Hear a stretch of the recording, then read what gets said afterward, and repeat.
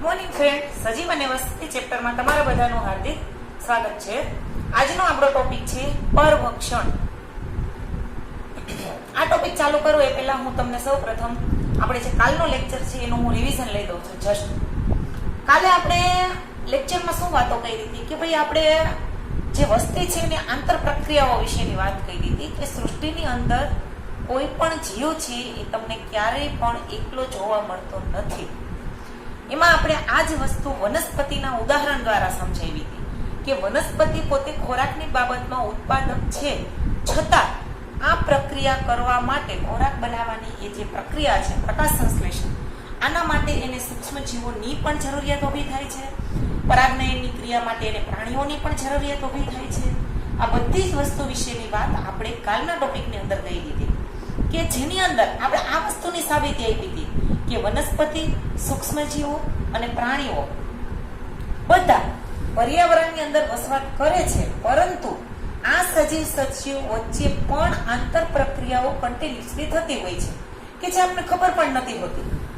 એટલે આપણે આજના ટોપિકમાં જે આપણે આંતર પ્રક્રિયાઓ 6 આંતર પ્રક્રિયાઓ હતા, આ 6 આંતર પ્રક્રિયાઓના આપણે નામ લીધા હતા. જેમાં પ્રથમ જે પ્રક્રિયા હતી એને આપણે નામ આપ્યું હતું સહોપકારિતા. સેકન્ડ નંબરની જે પ્રક્રિયા હતી આંતર પ્રક્રિયા એને આપણે નામ આપ્યું હતું સ્પર્ધા. થર્ડ નંબરની જે હતી એને નામ આપ્યું હતું પરભક્ષણ. ફોર્થ જે હતી એને આપણે નામ આપ્યું હતું પરોપજીવન. ફિફ્થ જે છે એને આપણે નામ આપ્યું હતું સહભોજિતા. અને 6 નંબરની આંતર પ્રક્રિયા જે છે એને આપણે નામ આપ્યું હતું પ્રતિજીવન. હવે તમારી ટેક્સ્ટ બુકમાં પેજ નંબર 232 પર એક કોષ્ટક આપેલું છે. મેં કાલે પણ તમને કીધું હતું કે એ કોષ્ટક આપણે જેમાં એક ટોપિક આંતર પ્રક્રિયાઓના ટોપિક લેતા જશો એમ એની અંદર પ્લસ, માઇનસ અને 0 એવી 3 નિશાની આપેલી છે. જે પ્લસની નિશાની જે છે એ જે કારણ કે આંતર પ્રક્રિયાઓ જે છે એમાં પણ મેં તમને વાત કરી હતી કે અંતઃજાતીય અને આંતરજાતીય 2 પ્રકારની પ્રક્રિયાઓ હોય છે. તો આની અંદર શું છે, 2 જાતિઓ હોય છે. તો આ 2 જાતિઓમાંથી કોઈ પણ એકને ઘણી વખત લાભ થતો હોય છે, કોઈ એકને નુકસાન થતું હોય છે. ઘણી વખત બંને માટે લાભકારક હોય છે, ઘણી વખત બંને માટે નુકસાનકારક થતી હોય છે. અને ઘણી વખત કોઈને પણ કઈ અસર નથી કરતી. આ જે પ્રક્રિયાઓ થતી હોય છે, ધારો કે તમે કોઈ પણ કામ, ધારો કે હું તમને સ્પર્ધા કહું કે કોઈ પણ કોમ્પિટિશન હોય તો કોમ્પિટિશનમાં શું હોય છે, એક જણો જીતે છે જેના માટે લાભકારક છે, એક જણો હારે છે જેના માટે નુકસાનકારક છે. ઘણી વખત એવી પણ સ્પર્ધા હોય છે જ્યારે ટાઈ થતી હોય છે ત્યારે બંને માટે એ વસ્તુ લાભકારક હોતી હોય છે, કારણ કે એક નંબર ઉપર 2 જણા આવતા હોય છે. ઘણી વખત આવું પણ પોસિબલ છે ને. એટલે આ જે વસ્તીની જે આંતર પ્રક્રિયાઓ છે એની અંદરની આ જે પ્રક્રિયાઓ છે એના માટે ઘણી વખત તમને જે તમારા કોષ્ટકમાં પેજ નંબર 232 ઉપર તમને અમુક સિમ્બોલો આપેલા છે, પ્લસ, માઇનસ અને 0. પ્લસ જે છે એ લાભ કરતા, માઇનસ જે છે એ નુકસાન કરતા અને 0 સિમ્બોલ જે છે એ તટસ્થ, યાની કે કોઈ પણ પ્રકારનો કઈ અસર જ નથી થતી, હોય કે ન હોય. એટલે એ રીતના જોઈએ. હવે તમને ટેક્સ્ટ બુકમાં એ આપેલા છે, પણ મેં તમને કાલે જ કીધું હતું એક આંતર પ્રક્રિયા કરતી જઈશ એટલે આપણો કોષ્ટક જે છે એ પૂરાતો જશે. એટલે અત્યારે હું તમને કોષ્ટક વિશેની કોઈ પણ પ્રકારની ચર્ચા કરતી નથી. હું જે આંતર પ્રક્રિયાઓ છે એમાં સૌ પ્રથમ પેજ નંબર 232 પર જે તમને પરભક્ષણ જે આપેલું છે એના વિશેની આપણે વાત કરીએ. તો સૌ પ્રથમ પરભક્ષણ એટલે શું? તો આ પરભક્ષણ માટે પહેલા તો તમારે વનસ્પતિ સૃષ્ટિ ઉપર ધ્યાન કેન્દ્રિત કરવું પડશે. શા માટે? કારણ કે આપણને ખબર જ છે કે સૃષ્ટિના બધા જ જીવો ખોરાક માટે કોઈના કોઈ પ્રકારે વનસ્પતિ ઉપર આધારિત છે. તો તમે કહેશો કે મેડમ આપણે તો ખોરાક બનાવીએ છીએ, પણ મેં પહેલા પણ તમને કીધું તો આપણે ખોરાક બનાવતા નથી, આપણે ખોરાક રાંધીએ છીએ. ખોરાક માટે આપણે વનસ્પતિ પર આધારિત છીએ. સૃષ્ટિની અંદર વનસ્પતિ એક જ ઉત્પાદક છે. આપણે બધા ઉપભોક્તાની અંદર આવી, કારણ કે આપણે ખોરાક રાંધીએ છીએ. સૃષ્ટિની અંદર વનસ્પતિની અંદર એક પ્રક્રિયા થાય છે કે જેને આપણે પ્રકાશ સંશ્લેષણ કહીએ છીએ. આ પ્રકાશ સંશ્લેષણની પ્રક્રિયા દ્વારા એ ખોરાક બનાવે છે. તો ફ્રેન્ડ્સ, આપણે ખોરાક શા માટે લઈએ છીએ? તો કે ભાઈ ઉર્જા મેળવવા માટે. ખોરાકની જરૂરિયાત શું છે? તો કે તમે ખોરાક ન લેતા ટ્રાય કરજો. ખોરાક વગર તમે શું કરી શકશો? એમાં પણ આપણે સંતુલિત આહારની વાતો કરતા હોઈએ છીએ કે ખોરાકમાં પણ આપણે સંતુલિત આહાર જોશે. જો આપણે સંતુલિત આહાર ન લઈએ તો વનસ્પતિની અંદર પણ રોગો થાય છે અને મનુષ્યની અંદર પણ રોગો થશે. આપણે માલ ન્યુટ્રિશન આવા રોગ વિશેની માહિતી 8, 9, 10 ની અંદર ભણી જ ગયા છીએ. કુપોષણને લગતા રોગો જે વનસ્પતિની અંદર પણ થશે, પ્રાણીઓની અંદર પણ થશે અને મનુષ્યને પણ થશે. જો સૂક્ષ્મજીવો છે એને જો પોષણ નહીં મળી રહે તો એની પણ વૃદ્ધિ નહીં થાય. એટલે આ વસ્તુ આપણે સાબિત કરી ચૂક્યા છીએ. તો આપણે પરભક્ષણ વિશેની વાત કરીએ કે જે વનસ્પતિ જે ખોરાક બનાવે છે કે જે ઉર્જા, આ ઉર્જા જે છે એ ઉચ્ચ સ્તરે, કારણ કે આપને ખબર જ છે નિવસન તંત્ર નામનું ચેપ્ટર તમે 8, 9, 10 ની અંદર ભણી જ ગયા છો. અને આપણું જે ચેપ્ટર નંબર 14 છે આના પછીનું ચેપ્ટર, એ ચેપ્ટરનું નામ પણ નિવસન તંત્ર જ છે, જેની અંદર આપણે આહાર શૃંખલાઓ, આ વર્ડ આમ તો તમે સાંભળેલો જ છે, આપણે ભણી જ ગયા છીએ.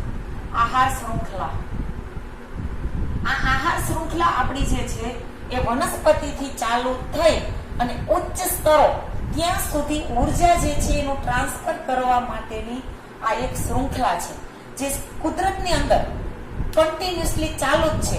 આ ધારો કે આ શૃંખલા આમ હોય ને, આપણે કોઈ કડી હોય, આપણી ચેન હોય, એમાં જો આવું હોય છે, આ ચેનમાં આ એક કડી જોડાયેલી, આમ જો આ કડી બધી જોડાયેલી હોય છે, જેને આપણે ચેન કહીએ છીએ, જેને આપણે ગુજરાતી ભાષામાં શૃંખલા કહીએ છીએ. આહાર શૃંખલા યાની કે આ જે છે એ ખોરાક માટેની શૃંખલા છે. હવે હું તમને એમ કહું કે આ શૃંખલા ચલો એક હું કાઢી નાખું, આમે કાઢી નાખી આ શૃંખલા, ચલો શું થશે? આ ઇમ્બેલેન્સ થઈ જશે. સૃષ્ટિની અંદર આ ઇમ્બેલેન્સિંગ છે, આને કાઢી નાખી, જોવો, અને મેં રિમૂવ કરી નાખી છે. આ એક વસ્તુ રિમૂવ થશે ને તો સૃષ્ટિની અંદર, યાની કે હું તો અહીંયા આપણે સબ ઇકોલોજી ભણીએ છીએ એટલે આપણે શું વર્ડ વાપરશું? આપણા નિવસન તંત્રની અંદર અવ્યવસ્થા ઉત્પન્ન થઈ જશે. એટલે આ અવ્યવસ્થા જાળવી રાખવી જરૂરી છે. આ અવ્યવસ્થાનું બેલેન્સિંગ, આ વસ્તીની અંદર જે આંતર પ્રક્રિયાઓ થતી હોય છે, આ આંતર પ્રક્રિયાઓ દ્વારા થતી હોય છે. આપણે ઘણી વખત આપણી નજર સમક્ષ આ બધી વસ્તુ થતી હોય છે, પણ આપણે આ વસ્તુઓની ખબર નથી હોતી. જે આ ટોપિકની અંદર તમને સમજાવવા જઈ રહ્યા છીએ કે પરભક્ષણની અંદર એકચ્યુઅલી થાય છે શું? તો આ પરભક્ષણ એક આહાર શૃંખલાની એક ચેઇન છે. આ ચેઇન જાળવી રાખવા માટેની આ એક આંતર પ્રક્રિયા છે. અને મેં કાલે જ આ વસ્તુ તમને કીધી હતી કે આંતર પ્રક્રિયા જે છે અંતઃજાતીય પણ હોય અને આંતરજાતીય પણ હોય. અંતઃજાતીય એટલે એક જ જાતિના સભ્યો વચ્ચે થાય, આંતરજાતીય એટલે બે અલગ અલગ જાતિના સભ્યો વચ્ચે થાય. હવે હું આને તમને સિમ્પલ ઉદાહરણ આપું. ચલો ધારો કે આપણા મનુષ્યની વાત કરીએ, આપણે ખોરાક માટે કોના ઉપર આધારિત છીએ? જો વેજીટેરિયન્સ હશું તો આપણે વનસ્પતિ ઉપર આધારિત છીએ, જો નોન વેજીટેરિયન્સ હશું તો પ્રાણી ઉપર. જો આહાર શૃંખલા છે. હવે હું એમ કહું કે આપણે ચેપ્ટર નંબર 9 ની અંદર આ વસ્તુ આપણે સાબિત કરી હતી, જે ખાદ્ય પદાર્થના ઉન્નતીકરણ, જેની અંદર આપણે ગુડ ક્વોલિટી અને ગુડ ક્વોન્ટિટીની વાત કરી હતી, જેની અંદર મેં તમને રેડ મીટ વિશેની પણ વાત કરી હતી. હવે એમાં આપને ખબર જ છે કે એમાં હું ઇન્ડિયાની વાત કરું, ચલો આપણે બીજા દેશોની તો વાત રેવા દઈએ. ઇન્ડિયામાં વસ્તી આપને ખબર જ છે કૂદકે ભૂસકે વધે છે, રાઈટ? સેકન્ડ નંબર ઉપર આપણે આવીએ છીએ. તો શું સામે આપણી વસ્તીની જે જરૂરિયાત છે ખોરાક માટે, વનસ્પતિ અને પ્રાણી, હું ખાલી ચલો વેજીટેરિયન્સની જ વાત કરીએ, આપણે નોન વેજીટેરિયન્સની વાત નથી કરવી, કારણ કે જે લોકો નોન વેજીટેરિયન્સ છે એ પ્રાણીઓ પર આધારિત છે. તો પ્રાણીઓ ખોરાક તરીકે કોનો ઉપયોગ કરે છે? વનસ્પતિનો જ કરીએ છે ને. એટલે ઓલ ઓવર સૃષ્ટિના બધા જ જીવો ખોરાક માટે વનસ્પતિ પર જ આધારિત છીએ. તો શું જેટલી વસ્તી વધે છે એટલી વનસ્પતિ આપણે વાવીએ છીએ? નહીં ને. આ જે ઇમ્બેલેન્સિંગ છે અહીંથી જ ચાલુ થાય છે. રેડી? એટલે આપણે ઇન્ડિયાની જ હજી હું વાત કરું છું, બીજા દેશોને આપણે વાત જ નથી કરતા. ઇન્ડિયામાં આપણી વસ્તી છે એટલું સામે આપણે વનસ્પતિ વાવતા જ નથી. આપણી જે ખોરાકની જરૂરિયાત છે એ ખાલી અને ખાલી વનસ્પતિ પૂરી જ નથી કરતા. સૃષ્ટિએ જ્યારે સર્જન કર્યું હતું એટલા માટે સૃષ્ટિએ વેજીટેરિયન્સ અને નોન વેજીટેરિયન્સ બે પ્રકારના સજીવો બનાવેલા છે. જો આ ન હોત તો તમે વિચાર કરી શકત કે જો નોન વેજીટેરિયન્સ ન હોત તો આપણી જે વનસ્પતિ ખોરાકની જરૂરિયાત પૂરી પાડી શકે છે ને ક્યારેય ન પાડી શકત. આ રેશિયો પણ મેં તમને ચેપ્ટર નંબર 9 માં આપ્યો હતો કે એક પ્રાણીએ 1 કિલો માંસ બનાવવા માટે કેટલી વનસ્પતિ ખાવી પડે છે. તો વિચાર કરો, આ ઇમ્બેલેન્સિંગ છે. મોટામાં મોટો સાયન્ટિસ્ટ છે બેઠો છે ઉપર કે જેને આ સૃષ્ટિનું સર્જન કર્યું છે, એને કઈ રીતના સૃષ્ટિનું સર્જન કર્યું હશે? આપણા જે સાયન્ટિસ્ટો છે ને એ પણ ત્યાં સુધી નથી પહોંચી શકતા. એટલે આ બેલેન્સ છે, સૃષ્ટિએ બેલેન્સ કરીને આપ્યું છે કે જે આહાર શૃંખલામાં આપણે ધોરણ 8 થી ભણતા જ આવ્યા છીએ. હવે એની અંદર આજે પરભક્ષણ, હું પરભક્ષણની વાત કરીશ ને એટલે તમને સીધું એક ચિત્ર લઈ આવો મગજમાં. વાઘ જે છે એ હરણને ખાય છે. ચલો આપણે જંગલમાં ગયા છીએ, સાસણના ગીરમાં. તમે વિચારો, તમારી નજર સમક્ષ આ એક ચિત્ર આવ્યું. વાઘ જે છે એ હરણને ખાય છે. ચલો સિંહ કે વાઘ ગમે જંગલી પ્રાણી તમારા મગજમાં જે જોવો હોય દૂરથી જોવાનું. જો આપણે ત્યાં બાજુ નથી જવાનું, નહીં તો તમને ખાઈ જશે. આપણે એ ધ્યાન રાખવાનું છે, કારણ કે નોન વેજીટેરિયન છે, એને તો ગમે માંસ જોઈએ છે. એટલે આ વસ્તુને આપણે ધ્યાન રાખવાનું છે. તો હું એમ કહું કે આ પરભક્ષણની પ્રક્રિયા છે આપણી નજર સમક્ષ થાય છે, પણ આપને ખબર નથી હોતું કે આ એક પ્રકારનું બેલેન્સ છે, આહાર શૃંખલા છે. હવે હું એમ કહું કે જે જંગલમાં વાઘ અને હરણ બે રહે છે, એમાંથી હું એમ કહું હરણની સંખ્યા ઘટાડી નાખો. ચલો હાલો, હરણ બધા લઈ લો. શું થશે? વાઘ શું કરશે? વાઘ જે છે એ ખાય, ઘાસ ખાય, ન ખાય ને? કદાચ એ ખાશે તો શું થશે? તમે વિચાર કરો, એની જરૂરિયાત પૂરી થશે નહીં. આ આપણું પરભક્ષણ. ખાલી હું તમને સિમ્પલ ઉદાહરણ દ્વારા આપું છું. આ પરભક્ષણ. રેડી? આ હરણ ન હોય તો વાઘનું શું થાય? અને હું એમ કહું, ચલો હાલો, નાના હતા ત્યારે આપણે આવું ભણતા હતા, કઈ ગુજરાતીમાં કોઈ એમ આવતી હતી, ઓલે મને આ આપ્યું હતું, મને આ આપ્યું હતું. મને એવા શબ્દ યાદ નથી, પણ તમને કદાચ યાદ હોય તો એ એક પ્રકારની આહાર શૃંખલા સમજાવતું હતું. આપણે જયારે પેલા ધોરણમાં હતા ને, ત્યારે ગુજરાતીની અંદર આજે વાર્તા ભણતા હતા. એક પોયમ હતી, એક કવિતા હતી. એ કવિતા આપણે આહાર શૃંખલા સમજાવતી હતી, પણ ત્યારે આપણે આવું નોલેજ નતું. નાના હતા, હવે આપણે મોટા થઈ ગયા છીએ. એટલે પાછું નિવસન તંત્ર નામનું ચેપ્ટર તમને ધોરણ નંબર 7 અથવા 8 થી મૂકેલું જ છે, જે આપણે સમજાવે છે. હવે હું એમ કહું, ચલો આપણે મેં તમને વાઘ અને હરણનું જ ખાલી સમજાવ્યું. હવે હું એમ કહું, હરણને લઈ લીધા. ચલો, તો હરણ ખોરાક તરીકે કેનો ઉપયોગ કરે છે? એ શેનો ઉપયોગ કરતો હશે ને, તો અહીંયા અવ્યવસ્થા થશે. હરણ છે, આ ખાલી એક આ ઉદાહરણ તમને હરણનું આપ્યું. અહીંયા વાઘ છે, તો આ હરણ ખોરાક તરીકે ચલો, ફોર એક્ઝામ્પલ હું કોઈ તૃણાહારી છે, એ તૃણ ખાય છે, તો એક ખાલી આની સંખ્યા હું ઘટાડી નાખીશ ને, આને મેં ખાલી કાઢી નાખ્યા છે, તો અહીંયા પણ ઇમ્બેલેન્સ થશે અને અહીંયા પણ ઇમ્બેલેન્સ થશે. બે જગ્યાએ ઇમ્બેલેન્સિંગ થઈ જાય. આહાર શૃંખલાની આ એક કડી હું હટાવી દઉં છું, તો આ બંને, કારણ કે વાઘ અને હરણ એની અંદર એક ભક્ષ્ય છે અને એક ભક્ષક છે. વાઘ જે છે એ ભક્ષક છે અને હરણ જે છે એ ભક્ષ્ય છે. જ્યારે હરણ અને તૃણની વાત કરો તો અહીંયા હરણ જે છે એ ભક્ષક થઈ જશે અને તૃણ જે છે એ ભક્ષ્ય છે. આપણે એકબીજા ઉપર આધારિત છીએ. એટલે પરભક્ષણ જે છે આ એકબીજા ઉપર આધારિત રહેવાની આપણી જે પ્રક્રિયા છે એ સમજાવે છે.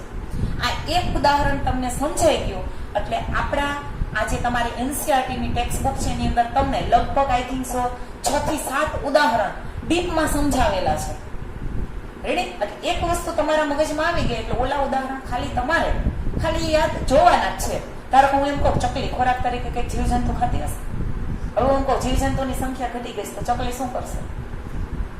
હશે ને, ચકલીને કોઈ ખોરાક તરીકે કઈક ઈ જોડાયેલી હશે. આ બધી શૃંખલાઓ છે. એટલે એક કડી તોડી નાખશો એટલે આપમેળે ઇમ્બેલેન્સિંગ થઈ જશે. એટલે પરભક્ષણ જે છે એ આહાર શૃંખલાનું બેલેન્સ જાળવી રાખતી એક પ્રકારની આંતર પ્રક્રિયા છે. આ આંતર પ્રક્રિયા અંતઃજાતીય પણ હોઈ શકે અને આંતરજાતીય પણ હોઈ શકે. આ પરભક્ષણ જે છે એ આંતરજાતીય છે. યાદ રાખજો, અંતઃજાતીય નથી. અંતઃજાતીય એટલે એક જ જાતિના સજીવો અને આંતરજાતીય એટલે બે અલગ અલગ જાતિના સજીવો. હું તમને વાત કરું વાઘ અને હરણ, તો એમાં એક કાર્નિવરસ છે અને એક હાર્બીવરસ છે. સોરી, એક જે છે એ માંસાહારી છે અને એક તૃણાહારી છે. જો બે અલગ અલગ જાતિ થઈ, પ્રજાતિ એક થશે. રેડી? આપણે 11th સાયન્સમાં ભણી જ ગયા છે એટલે આ વસ્તુ ખાસ તમારે મગજમાં રાખવાની છે. એટલે હવે જે તમારી ટેક્સ્ટ બુક ની અંદર પેજ નંબર 233 આપ્યો છે, લગભગ આ વસ્તુ તમને સમજાવવા માટે તમને એની અંદર 1.5 પેજ આપ્યું છે. આ વસ્તુ મેં તમને 15 મિનિટમાં આ એક ઉદાહરણ દ્વારા સમજાવી છે. બાકી આગળનું તમે વાંચી લેશો એટલે આપમેળે સમજાઈ જશે. હું તમને ખાલી અને ખાલી અત્યારે પરભક્ષણની ડેફિનેશન જે છે એ આ ઉદાહરણ દ્વારા તમને લખી આપું છું. એ તારણ કરેલું તમને ટેક્સ્ટ બુકમાં જ આપી છે. તો ચાલો આપણે પરભક્ષણની ડેફિનેશન લઈએ કે પરભક્ષણ એટલે શું. અને પરભક્ષણથી પ્લસ, માઇનસ અને 0 જે તમારા કોષ્ટકની અંદર આપેલું છે, કોના માટે લાભદાયી થશે, કોના માટે નુકસાનકારક થશે, કે બંને માટે લાભદાયી છે કે બંને માટે નુકસાનકારક છે, આ વસ્તુની સાબિતી આપણે આપવાની રહેશે. કારણ કે તમને પેજ નંબર 232 પર એક કોષ્ટક આપેલું છે. આ કોષ્ટક તમારે આપમેળે પૂરવાનું છે. આમ તો તમને લગભગ 99% જેટલું પૂરીને આપ્યું છે, લગભગ 10% જેવું બાકી છે. ટોપિક સમજાઈ જશે એટલે આપમેળે તમે એ પૂરી શકશો. એટલે હું પહેલા પરભક્ષણની ડેફિનેશન આપું. પરભક્ષણ એટલે શું? તો ડેફિનેશન માટે મેં તમને કીધું હતું કે આપણા શબ્દો જે છે એ લખવા કેમ જરૂરી છે, કે જે ટેક્સ્ટ બુકમાં તમને પરભક્ષણની ડેફિનેશન આપેલી છે. પરભક્ષણ એટલે શું? તો કે પરભક્ષણની ડેફિનેશન આ રીતના થાય.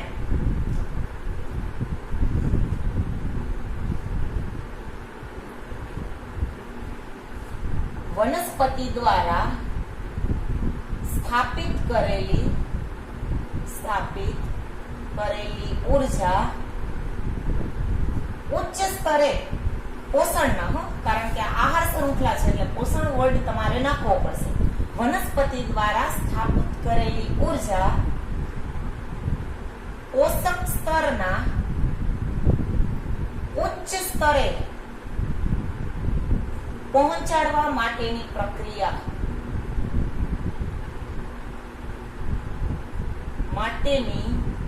આંતર પ્રક્રિયા એટલે પરભક્ષણ. રેડી? આ પરભક્ષણ વિશેની માહિતી મેં તમને આપી. તો હવે પરભક્ષણમાં મેં ઉદાહરણ તમને કેનું આપ્યું હતું? આ વાઘ અને આ હરણ. એમાં વાઘ જે છે એ શિકારી છે એટલે આપણે એને શું કહેશું? ભક્ષક. વાઘ કોને ખાય છે? તો કે હરણને ખાય છે. તો હરણ શું છે? ભક્ષ્ય. ધારો કે હું એમ કહું કે હું ગાજર ખાઉં છું મોર્નિંગના નાસ્તામાં, તો હું શિકારી થઈ, હું ભક્ષક થઈ. ગાજર છે એ મારા માટે ભક્ષ્ય છે. એટલે એ જ રીતના આ વાઘ અને હરણનું ઉદાહરણ મેં તમને આપ્યું છે. વાઘ જે છે એ ભક્ષક છે અને હરણ જે છે એ ભક્ષ્ય છે. તો ચલો, વાઘે હરણને ખાધું તો ફાયદો કોનો થયો? આ વાઘ છે એને જાતિ એ નામ આપું છું, અરે હરણને જાતિ બી નામ આપું છું. આ જ વસ્તુ તમને ટેક્સ્ટ બુકમાં જાતિ એ અને જાતિ બી દ્વારા આપ્યું છે. જાતિ એ વાઘ છે અને જાતિ બી એ હરણ છે. તો વાઘે હરણને ખાધું તો વાઘ માટે એ વસ્તુ ફાયદાકારક થઈ અને હરણ માટે એ વસ્તુ નુકસાનકારક થઈ. યાની કે મારે તમને કહેવાનું ખાલી એટલું જ છે કે જાતિ એ માટે ત્યાં પ્લસ સિમ્બોલ આપવાનો છે અને જાતિ બી માટે ત્યાં માઇનસ સિમ્બોલ આપવાનો છે, કારણ કે ભક્ષક માટે આ વસ્તુ લાભકર્તા છે અને ભક્ષ્ય માટે આ વસ્તુ નુકસાનકારક છે. રેડી? એટલે આપણે કોષ્ટકની અંદર જે વસ્તુ મેં અત્યારે તમને ટોપિકની અંદર એક ડેફિનેશન સમજાવી છે અને કોષ્ટકની અંદર જે તમને પ્લસ અને માઇનસ જે વસ્તુ આપી છે મેં તમને અત્યારે સમજાવી છે. હવે આ જ વસ્તુ તમને ઘણા બધા ઉદાહરણ દ્વારા સમજાવી છે, એ હું તમને નેક્સ્ટ લેક્ચરમાં કરાવીશ. આ ઉદાહરણ હવે તમે કદાચ વાંચી લેશો તો પણ તમને સમજાઈ જશે, કારણ કે આ વસ્તુ તમારા મગજમાં બેસી ગઈ છે. એટલે તમે કહેશો કે મેડમ આ હોમવર્કમાં કરવાનું છે, શું એ પ્રશ્નનો હું તમને જવાબ આપો. જે પરભક્ષણ જે છે એ તમારે હોમવર્કમાં કરવાનું છે, પણ પરભક્ષણ જે છે એનાથી જૈવિક નિયંત્રણ કઈ રીતના થાય છે, શું, એ બધી જ માહિતી હું તમને કાલના લેક્ચરમાં આપીશ. કારણ કે પરભક્ષણનો ટોપિક જે છે એ તમને લગભગ 1 પેજનો આપેલો છે. પરભક્ષણ ટોપિક જે છે એ 4 માર્ક્સના ક્વેશ્ચનમાં પૂછાય છે. શોર્ટ નોટમાં બ્રીફ નોટ જે તમારી પૂછાય છે આપણા 4 માર્ક્સના ક્વેશ્ચન અને 3 માર્ક્સના ક્વેશ્ચન. એટલે આ ક્વેશ્ચન તમારો ક્યારેય પણ 2 થી 3 લાઈનમાં પૂરો નહીં થાય. એના માટે તમારે 1 પેજ જેવું ફરજિયાત લખવો પડશે. જે તમારે એનસીઈઆરટીની ટેક્સ્ટ બુકમાં આપેલો જ છે એ હું તમને નેક્સ્ટ લેક્ચરમાં સમજાવીશ કે તમારે આની થિયરી કઈ રીતના આપવી. એટલે આજના લેક્ચરમાં મેં ખાલી તમને ટોપિક સમજાવેલો છે. હવે આ જ ટોપિકની થિયરી કેમ લખવી તો હું તમને કાલે સમજાવીશ. તમે હોમવર્કમાં એકવાર તમે લખી લેશો એટલે તમને થોડો ઘણો અંદાજ તો આવી જ જશે. બાકીની વસ્તુ જે છે હું તમને નેક્સ્ટ લેક્ચરમાં કરાવીશ. એટલે આજનો લેક્ચર હું અહીંયા ઓવર કરું છું. ખાલી અને ખાલી મેં તમને ડેફિનેશન આપી છે અને તમારા કોષ્ટકની અંદર જે પ્લસ અને માઇનસની નિશાનીઓ છે શું એ સમજાવ્યું છે. હજી આગળનો ટૂંકમાં અડધો ટોપિક થયો છે, અડધો ટોપિક બાકી છે જે હું નેક્સ્ટ કરાવીશ. આજનો લેક્ચર જે છે હું ફ્રેન્ડ્સ અહીંયા ઓવર કરું છું. નેક્સ્ટ લેક્ચરમાં આપણે પાછા મળશું. Thank you.